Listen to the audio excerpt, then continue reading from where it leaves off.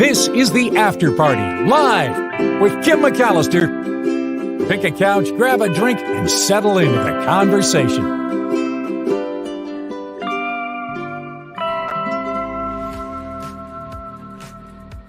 What's up, everybody? It is Friday on the After Party Live. Thank you for being here. What a fun Mark Thompson show, Nikki Maduro's show as well. And thank you for going back and forth with the shows yesterday, given all the breaking news that we had. I was going to do a trivia makeup, but given how long the Mark Thompson show went on today, I don't have time to do it. And Tim Seea, who will be joining us at around 1:30. So I have just a few minutes to fit in some of the stories that I advertised that I would do today. So I hope you guys don't mind getting to that. Before we do an update on the race to 2,000 subscribers. You know, first of all, just the way you support the show and show up and participate in the chat and contribute and all the ways that, that you support this show. I saw Debbie S. yesterday sharing one of the shorts on Facebook. These are the things that just, you don't think maybe it's just a little thing, and it just matters so much. Because when KGO fell apart and we tried to make this happen, it takes a long time. And it's like you set these little goals for yourself, baby steps until you can achieve some type of thing where it shows, okay, I'm moving in the right direction. And that's kind of what 2,000 subscribers means to me. I'm now at, or we, because I think the show belongs to all of us, 1,982 subscribers. So well on the way to 2,000. And I really couldn't have done it without everyone in here right now. So huge thank you. All right, enough of my blathering on. Let's get right to this parade of planets. Really? Parade of planets, huh? Maybe not so much. Here's what the stories look like. All the stories posted about the parade of planets today. It looks like something you can't miss, right? Oh, a parade of planets all lined up for special perusing? This couldn't get any better. No, maybe not. Apparently, it's a bit of a hoax. NASA's warning the public. You could go ahead and ignore the whole parade of planets thing. It's supposed to be taking place on Monday, June 3rd in the early dark morning hours. And it sounds like when you see these stories, like, oh, I'll be able to walk outside my house and look up in the sky, and I'll be able to see the rings of Saturn, and I'll be able to see all these planets all in a row, like little ducks. No, NASA says you're not going to see it. If you're paying attention to all the news coverage on this, that, it's just not going to be, you're going to be really disappointed. They're talking about this parade of planets on June 3rd.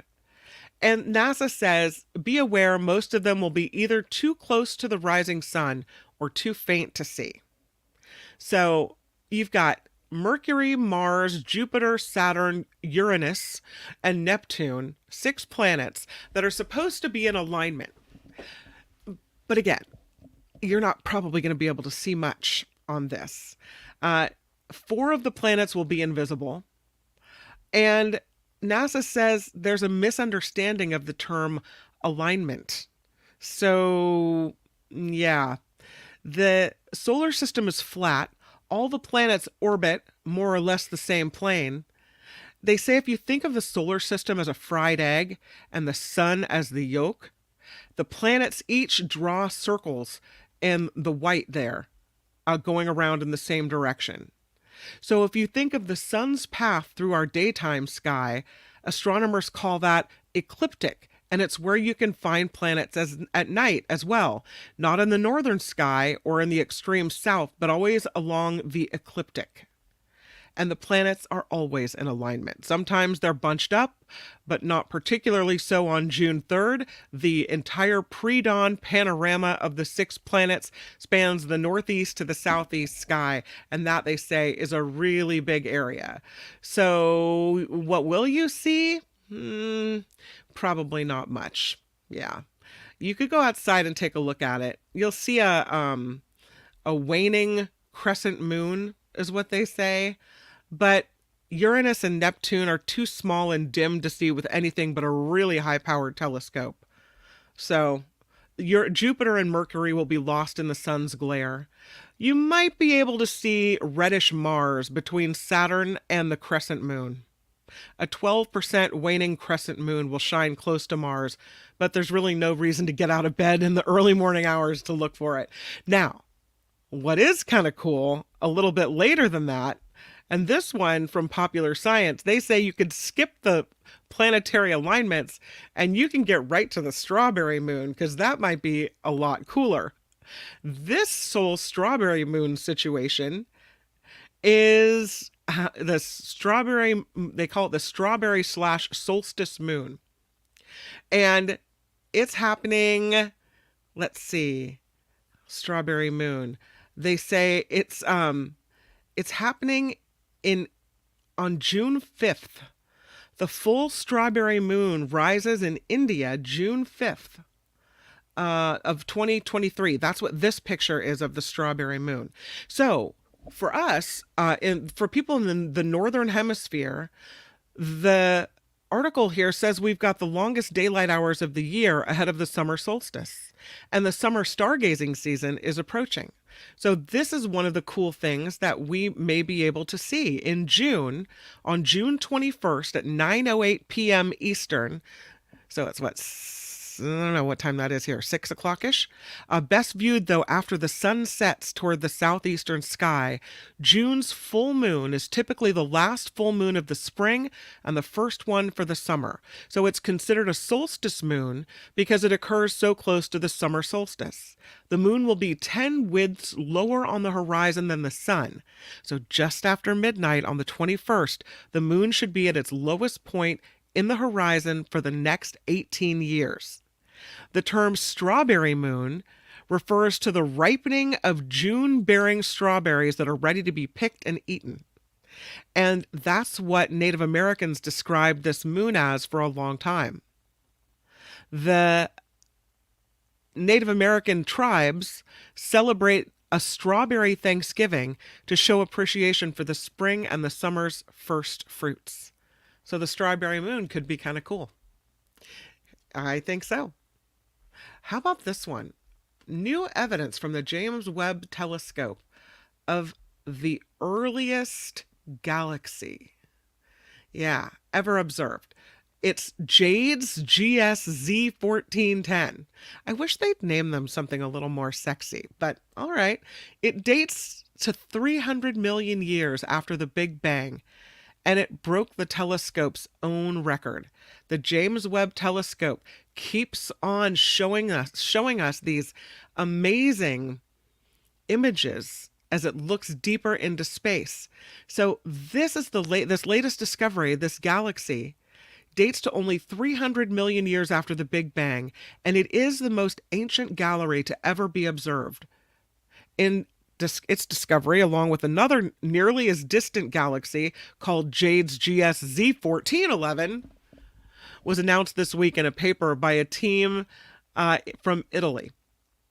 They say the distance of objects like Jade's GS Z1410 is calculated by looking at a redshift value. Because the universe is expanding, the wavelength of light waves stretch as they move through space. It's called redshift because it moves light toward the infrared region of the electromagnetic spectrum. I have to think about that for a while to wrap my brain around it. How cool is that? The brightness of this galaxy, initially assumed to be due to its proximity in the sky to another close galaxy, it soon became clear that the oldest galaxy that we've ever seen, was something pretty special, and that its luminosity was all its own. And that's why they looked at it a little bit closer. They took the infrared camera from the James Webb Telescope and they trained it right on this galaxy for 5 days. And that's what allowed scientists to conduct a detailed examination of the spectral signature of this galaxy. And then that allowed them to investigate its composition, its evolution. The results are published in a paper They don't say exactly which publication they've published it in, but pretty cool. These images from James Webb keep getting better and better and better. All right, it is time for us to turn to At the Movies with Tim Seea. Here it is. And I'm so excited because you've got a lot of movies today, Tim Seea. Hello. Hi, Kim. Happy Friday to you. Hi, happy Friday to you. Is it going to be Thank a you. good movie weekend or a bad movie weekend? Well, a good movie. A good movie. Good movie weekend. Okay. Yeah, actually, I didn't want to tip my hand, but I've liked, and I'm going to recommend, I think, 5 of the 6 movies that we're going to hopefully have time to talk about. So that's pretty positive. Yeah. Okay, well, let's jump right into it because your first movie is called Ezra. Yeah, Ezra. We're going to begin and end this movie segment this week with good movies, but also movies that are at their core kind of sad. Mm-hmm. Anyway, so the first one is Ezra. And in Ezra, Bobby Cannavale, is he in the picture there? Yeah, I don't know. Is that the right one? Yeah, it is. That is the right poster. Okay. Anyway, it looks like De Niro on the bottom. Yeah, I think that's Cannavale on the left. Anyway, he gives a terrific performance. He plays a stand-up comedian who in real life he's like this hothead. He's prone to anger really quickly. He's easily set off. He's got a lot of issues, right? Robert De Niro plays his dad, and the dramatic conflict here is that Cannavale, along with his ex-wife, who's played by Rose Byrne, is struggling to care for and co-parent their autistic son. So, and this is an emotional. And by the way, the boy who plays the titular Ezra, he's in the poster there on the right. Mm-hmm. His name is William Fitzgerald, and he actually has autism. Oh wow! And this is his film debut, and he's very good here. So, the fact that they cast an autistic child to play this part, lends an aura of verisimilitude to the movie that I don't think it otherwise would have. But yeah, this is an emotional roller coaster ride of a movie, really, because it not only depicts what it's like to be parenting an autistic child. The screenwriter, Tony Spiridakis, based his screenplay on his own relationship with his own autistic son and raising that son in a similar situation where he was divorced from his wife, but they were both co-parenting this child. It not only, depicts what it's like to be raising a child with autism, but it raises questions like, what's the best way to do this? And how do we know that what we're doing is the right thing to be doing for our kid? And do we try to fix the autism, or do we embrace it fully? Mm-hmm. Because the divorced parents in this particular story, Bobby Cannavale and Rose Byrne, they have different and sometimes opposing notions as, to the best way in dealing with their autistic son, whom they both obviously unequivocally, unconditionally, and dearly love. So that's, so it's not only... I think that's kind of a normal parent struggle. Yeah. Even in this house, sometimes we approach things a little differently and we have to sit down and go, okay, someone thinks this is more of an egregious offense. Someone thinks this is the good punishment. Someone thinks this is too strict. Right. Well, what I mean? Yeah, and that's the relatable part of this. But when you add autism, it kind of, I don't want to say illuminates. What's the word? Well, it really shines a different light on what you just said. Yeah. So, it's not only a story about autism per se, but it's also a solid family drama too. And that's why I think this movie is going to go over well with viewers. Rainn Wilson is in this. He plays Cannavale's pal. Whoopi Goldberg is in this too. She plays Cannavale's agent who wrangles him an audition to appear on Jimmy Kimmel Live because he's a stand-up comic. I like the film enormously, and I really recommend it. Oh, and Kim, remember in the final weeks of KGO, when at the end of Pat Thurston's movie segment, John Rothman and Karen Reed and everybody in the studio would come on the air with a bunch of dad jokes. We're all trying to outdo each other. Yeah. Well, this movie has a really good dad joke, and it's told by Ezra when he's like trying to mimic his stand-up comic dad. Yeah. And the joke is, where do horses go when they're sick? I don't know. The horsepital. Yes. Anyway, Ezra is Yeah. a nice film, and I recommend it. Yeah.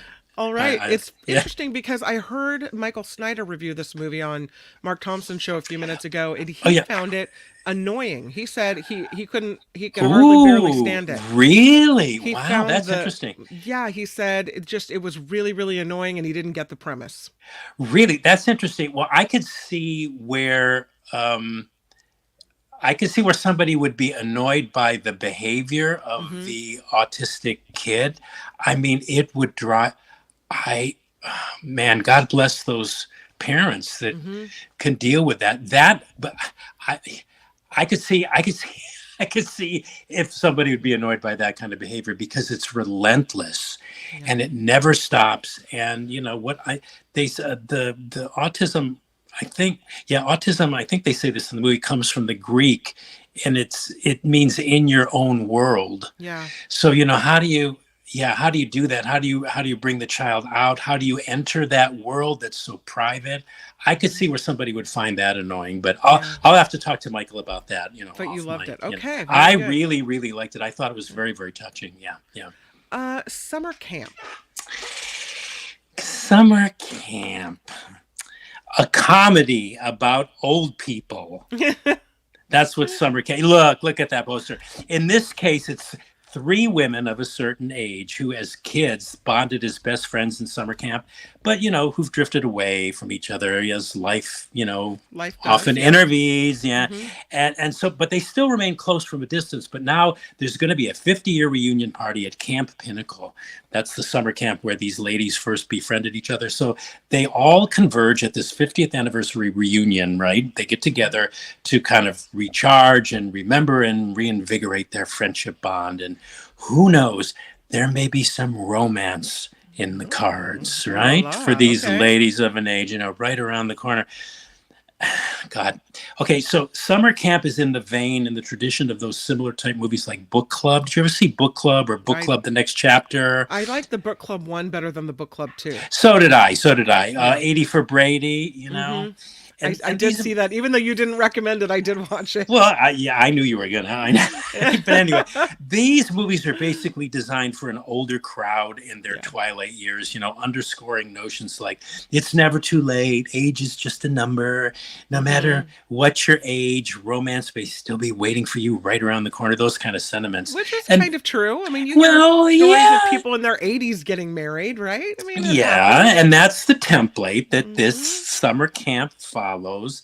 And I don't think I was as huge a fan of the book club movies, although I did think the first one was the best. But the next chapter was 80 for Brady. Oh God, because I felt those movies. I mean, I got what they were going after, but they were also lazy movies. I mean, they could have stood to be a little more, I don't know, a little more skillful, a little more sophisticated. I mean, all the elderly people I know are very smart and knowledgeable and wise and sophisticated. I thought those films lacked any sense of sophistication and wit, and they were just pandering, like, oh, we'll give the old people these goofy, silly, wish fulfillment films in a dopey way because at least they'll have these to watch. We'll entertain them anyway. But in my opinion, they were kind of condescending. And each of the films, each one got worser than the ones that came before. And Summer Camp is the worst of all. And I'll tell you what, it's sloppily made. It's slapdash, like seemingly thrown together, and then just thrown out there to the art marketplace. There's no depth here. It's not particularly funny. The Oscar-winning actresses Diane Keaton and Kathy Bates and the great Alfre Woodard, they're all in this, and the wonderful Beverly D'Angelo, who I love. She's so funny. They seem to me very self-conscious in the way they're delivering their lines, and you wonder if they're wondering to themselves as they do their best to make this dopey movie really funny. You wonder if they're thinking, how the hell did I agree to appear in this movie? And It's that's not. what I'm at. Want to wonder is why would these really successful actresses want to put something like this as an end cap to a career? Like, why now? Do they need the money? What's happening? Well, it could be that they met their price, right? Their agents probably got what they were worth. Yeah. And also because, I mean, I think for women over 40 in Hollywood to get any work at all, I think if it's offered, I think they're going to take it, and why not? I mean, but see, I'm a critic, so I got to be critical. And I suppose the movie's not bad. It's kind of breezy. It's kind of mindless. It may be, I thought it was. This is terrible because I saw it in the theater, but it was something. I mean, it's something to stare at while you're scrolling on your phone. Although you really shouldn't do that in the theater while the movie's playing. The screenplay, I did like the fact that the screenplay kind of poked fun a little bit at the self-help industry, because Kathy Bates plays one of the besties, and she plays the successful best-selling self-help author who, of course, falls short of practicing what she preaches. Maybe this movie will get some elderly people to kind of reevaluate their lives and to recommit to living more fully. But for me, it was platitudinous and on the nose and silly. And I think the over 60 movie going demographic deserves way better than summer camp. Well, Walter says, I liked Grumpy Old Men, he says. That was a good one. I like that too. Cocoon was good. Cocoon was very good. Yeah, Cocoon was a really good movie. But this is not in that same quality league. I love all those women. I loved all the women in this movie. I followed their careers religiously. I think they're all brilliant actresses. But, I guess you just got to go where the work is. I don't know.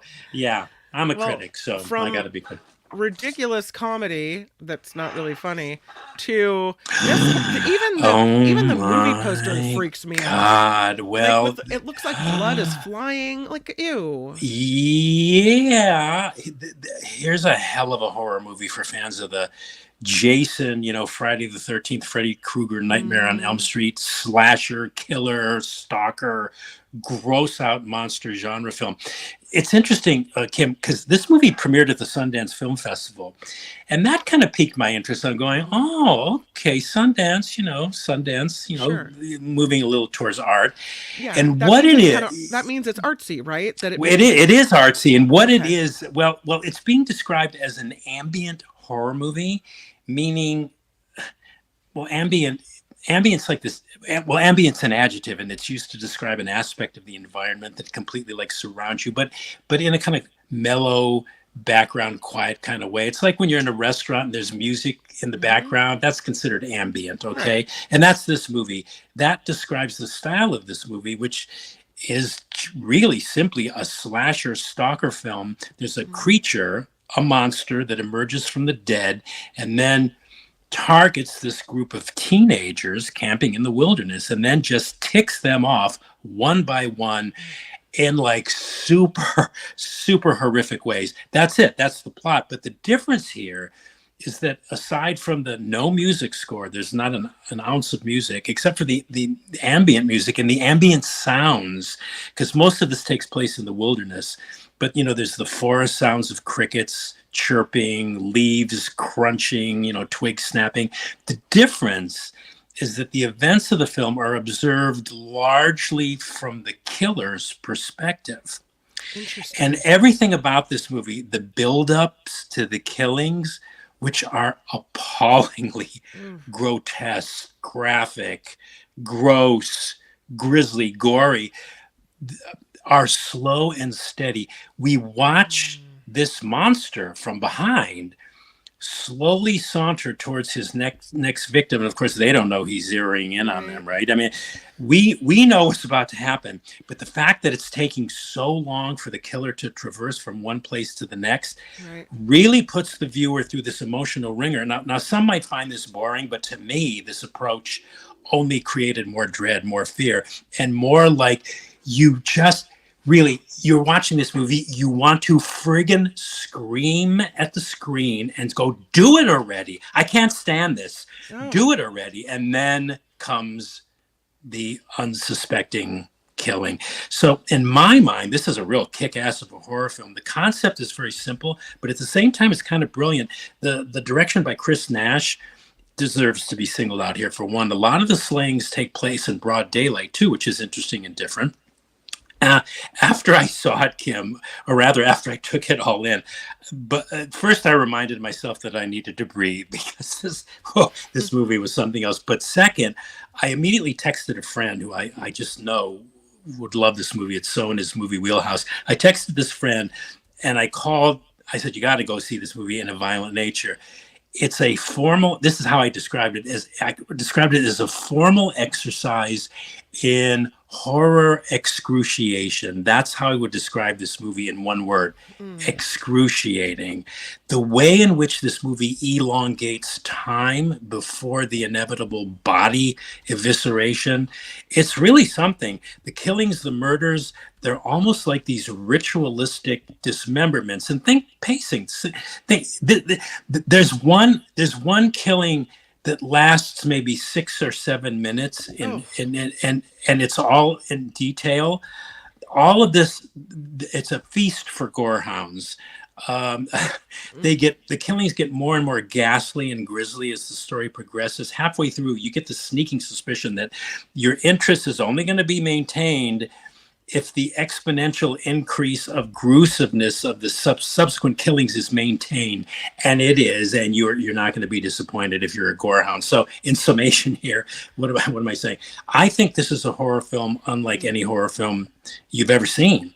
It takes the stalker slasher genre in directions that we're not used to, and it presences that slasher genre cliche by, at the same time, surprisingly and artfully, avoiding that cliche. It's a horror movie that's practically a nature documentary and an art film for gorehounds. And even when this movie lets up, it doesn't ever really let up. So if you're in the mood or you're a fan, I mean, but I'm telling you, it's a thumbs down for me. I can't stand that kind of stuff. But Nikki, I'm telling you, Nikki would like it, maybe. They made this movie for Nikki. Nikki, if you're listening, you have to see In a Violent Nature. Really, she's got to see it. I think if I had to bet money on it, I'd say she would love this movie. Here's the question, and I think, is it about perspective? Because movies like the Blair Witch Project kind of changed horror movies because of the perspective from which it was filmed. And as you mentioned earlier with this movie, the sound, using the sound, and instead of, and I think in Blair Witch they use shaky visuals to make it more realistic. But in the perspective, this movie has a different, line of sight and sound as well. Would you compare it in that way? Well, the Blair Witch Project was more that started the found footage genre, which is a little different than this. This is more. This is all happening in real time, and you're always from. It's like you're following the killer. You're behind the killer. Right. So in a way, it's different in that way, right? But this one is more. Well, the Blair Witch was actually kind of realistic too in the way they shot it and everything. But they're different films. But and I can't honestly. Well, I don't know. This one may start a whole new phase. I don't know. I just really, the killings in this movie, I think they will even gross out the gorehound. They're so shocking. What they do, and I'm not even going to try to describe them. Okay. No. Well, I think the movie poster tells us a lot. Yeah, there you go. That's one of the many tools this guy uses to end his victims. These poor kids. I mean, they were so unsuspecting. They weren't doing anything bad. Well, actually, they do. No, actually, they do kind of like set it off, but I won't say how. Yeah. Can we talk about In Robot Dreams? Robot Dreams, yeah. This is an animated film. It's Robot Dreams, not In Robot Dreams. Yeah, Robot Dreams. Anyway, this is an animated film for everybody. Robot Dreams it's a comedy with tragic elements in it. It's also a French-Spanish co-production. It's written and directed by Spanish filmmaker Pablo Berger. And I learned this morning that it's based on a 2007 comic strip I didn't know. And very simply, it's about the friendship between a dog, there he is, a dog and a robot in New York City in 1984. That's the premise. And this was one of the very best films of last year. It's getting a delayed release. I have no idea why. Maybe they're just waiting for summer. And it was one of the 5 of of this year's Oscar-nominated animated movies that was vying for the Best Animated Feature Oscar. In any other year, it would have been a delight to see it win, but the competition was really fierce this year. I mean, the winner was the Boy and the Heron, which is this animation masterpiece, and then the other nominees were, I think, it was Pixar's Elemental, Disney's Nimona, and Marvel's Spider-Man Across the Spider-Verse. And Robot Dreams stylistically would have, and obviously did, get engulfed in those other arguably more ambitious movies. It just got lost. But Robot Dreams is really, really special. It's a lovely story about friendship and attachment in relationships, particularly. And it explores this notion of what does it really mean to love someone or something. It's absolutely charming. It's sweet. It's poignant. It's funny. It's sad, and ultimately touching. And, you know, Kim, all these adjectives I'm using here to describe this wonderful movie are just my attempts to attest to what I saw as the purity of this film. There's nothing emotionally manipulative or calculated about this movie. Its emotion is derived purely from the presentation of what the characters are going through and what is arising naturally and organically from its plot episodes and development. So it's very pure in that sense, very real, and it's exceptional in those ways. And for the film's 1 hour and 42-minute runtime, not one single word of dialogue is spoken. So it's very cinematic. Speaking of purity, in the purest sense, its story, in other words, is conveyed solely through its visual images. That's pretty much Robot Dreams. It's a wonderful, wonderful movie that both kids and adults will love. It's very sophisticated, and it doesn't play down to kids. But I think kids are going to love this movie. I loved it. It was such a surprise. I had heard good things about it, but I would give this movie 4 stars out of 4 stars easily. Yeah. All right. I'm putting it on my list. This is excellent. Okay. Let's go to Young Woman and the Sea. Young Woman and the Sea. Aquatic dramas all of a sudden are seem to be in vogue in movies. Aquatic dramas based on history, based on real events. There was last year we had George Clooney's The Boys in the Boat. You know, that was about the rowing team. Yeah, that was a good movie. And then we had the Academy nominated Naiad, which was about Diana Naiad's multiple attempts to swim the Straits of Florida. And now we have Young Woman in the Sea, which is one of the most awful of movie titles. It's like calling Gone with the Wind Southern Girl on a Plantation. You know, it's like, I just think it's a dumb title. But anyway, we'll get to anyway. It's a sports drama, and it's based on a true story and the life of Trudy Ederle. She was an American competitive swimmer who became the first woman to successfully swim across the English Channel. And Daisy Ridley, who played Rey in all those Star Wars movies, she plays Trudy Ederle in this movie. And this is in a way, and because, again, I'm a so-called critic, I have to say this if I'm going to live with myself. And what I'm going to say is by no means a cavalier dismissal of this movie, but Young Woman in the Sea is a kind of lesser Naiad in that it's more about following all the movie sports drama genre rules that Hollywood follows when they attempt to tell stories like this. It's basically about a handicapped woman who overcomes all odds to accomplish something that's never been done before. And in this particular case, it's also a triumph over sexism and patriarchy, because she lived at a time, and this happened in the 1920s, you know, when women were considered still, I mean, they had just won the vote, but they were still considered second-class citizens. You know, they didn't have the strength that men had. You know, their place was in the kitchen and in the home. But so that, I like that about this movie. But it's the movie is one melodramatic cliche piled upon another cliche, but for what it is, it's perfectly fine. It does the job. It gets the job done. There's rooting interest in the main character. You really, I mean, boy, I was rooting for this woman, even though I knew how it was going to end, because, you know, she did successfully swim the English Channel.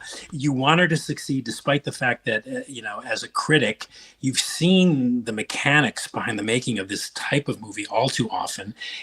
everything is here and used to gin up your ultimate emotional reactions to the story. There's the overabundance of the propulsive and inspirational music score.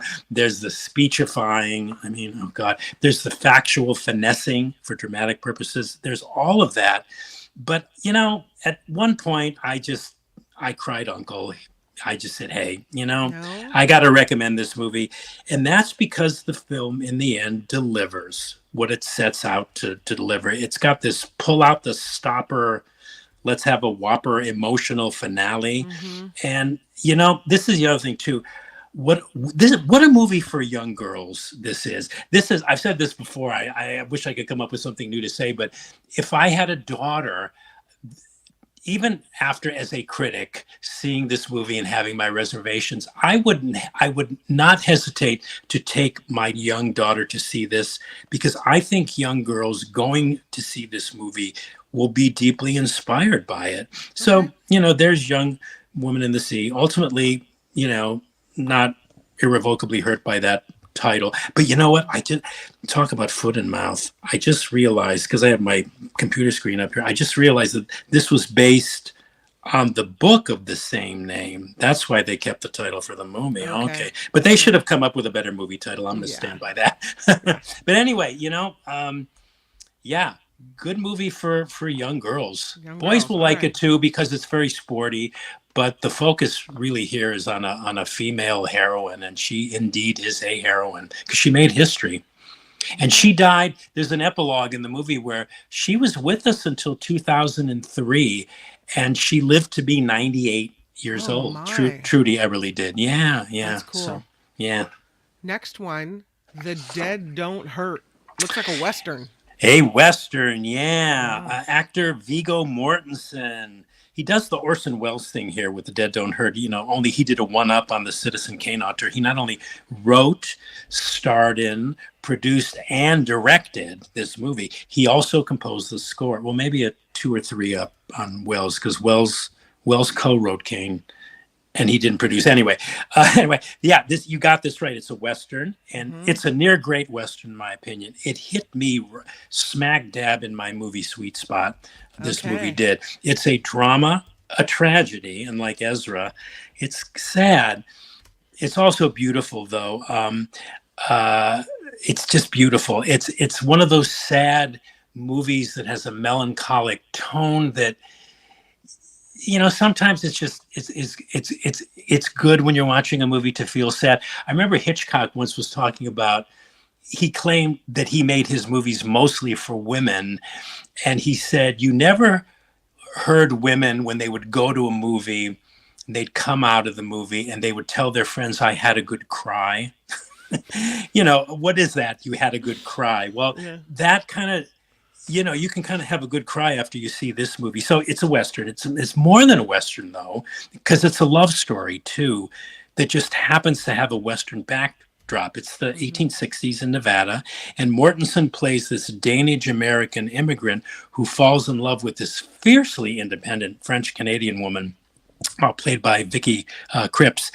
And when he's called to fight on the Union side of the Civil War, they're separated. And while separated, well, let's just say things happen in the interim to both of them that change and could possibly threaten what's passed between them.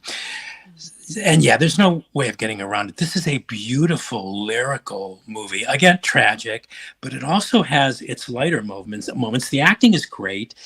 With its wide open vistas and 19th century setting, it boasts the look of a classic Western and the feel of a classic Western, but it's not your usual Western movie in that it clearly breaks with some of the conventional archetypes that have been used to depict female roles in these kinds of movies, particularly in Westerns. So that's just one interesting aspect to this movie. In a way, this movie is the woman's story. She's incredible.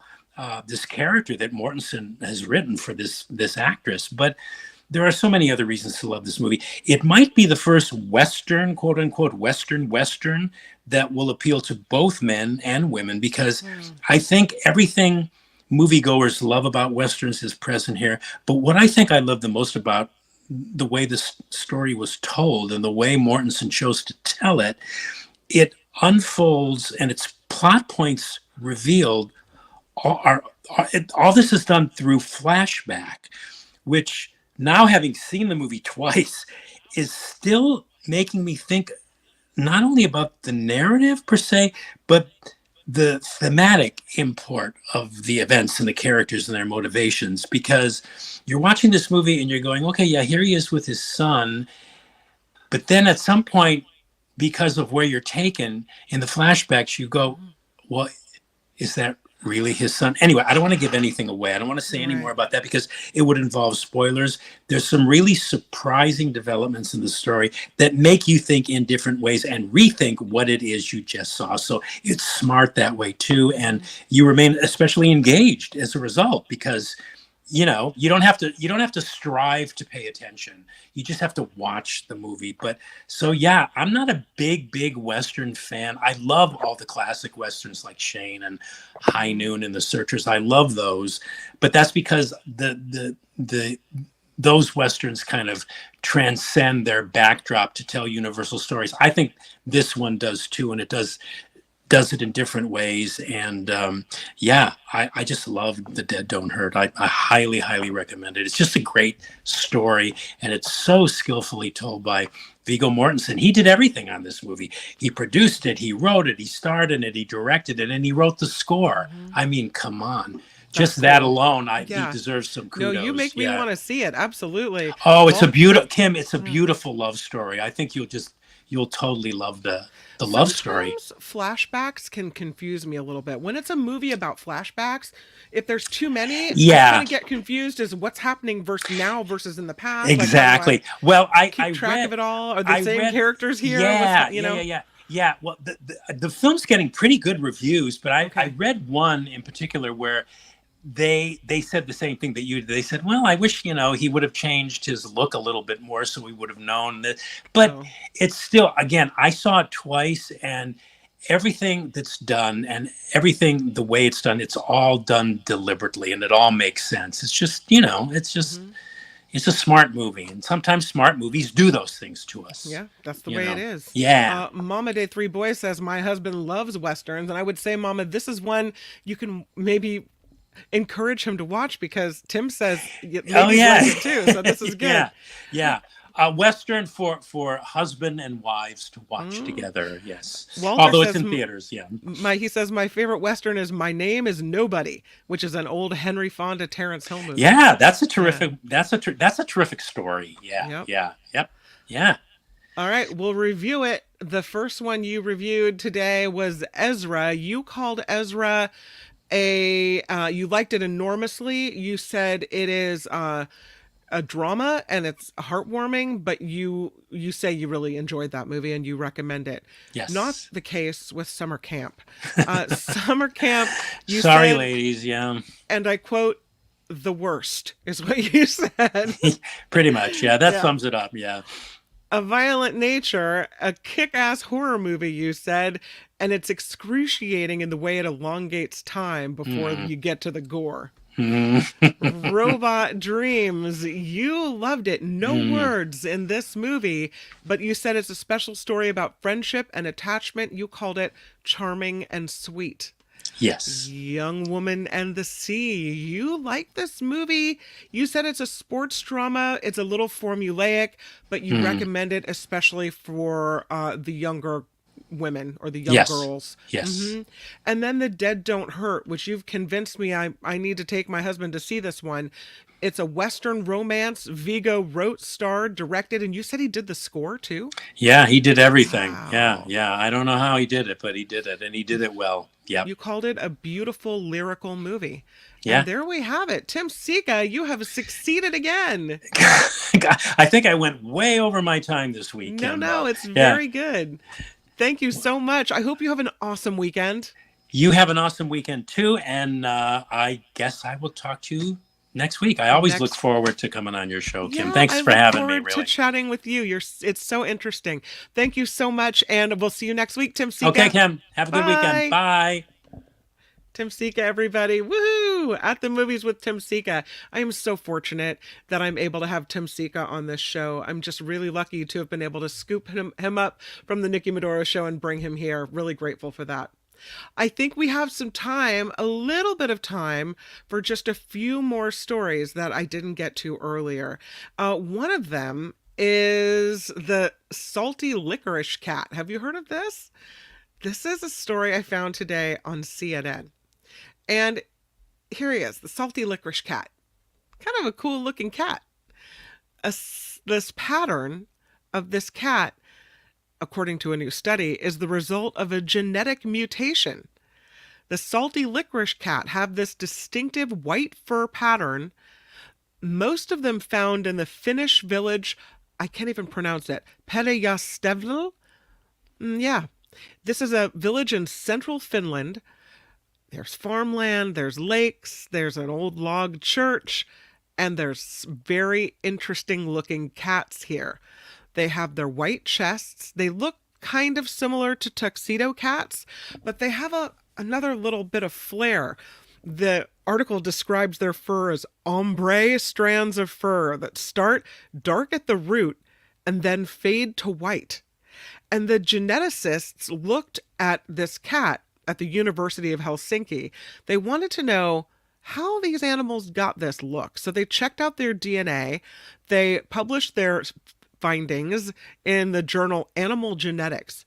They found that a novel gene mutation has given rise to the exceptional fur pattern. They dubbed it the salty licorice after a Finnish treat. So the university has this biobank of more than 5,000 blood samples from more than 40 different breeds of cat. A pet care company that does genetic tests and cat owners and breeders offered their companions' DNA for research in this as well. And they looked at the DNA and they sequenced the full genome of 2 of the cats, and they discovered this previously unknown mutation that affects a partial gene called KIT, K-I-T. They called the gene variant for the black licorice W-Sal, for salt, right? And they looked at these cats and 178 normal colored samples from the biobank for the new gene variant. And they said each of the 5 salty licorice cats had 2 copies of the recessive gene. A few of the other cats had 1 copy, not resulting in this unique color, and the rest had none. And the researchers say one of the fascinating aspects of their study is that it uncovered a sophisticated way in which this KIT gene is normally regulated. So, kind of interesting. The salty licorice cat. In other news, let's talk about this story. Remember I think we might have talked about this on the Mark Thompson show. And it's the situation in Mount Fuji, where tourists were making a mess right at this spot where there's an amazing view of Mount Fuji.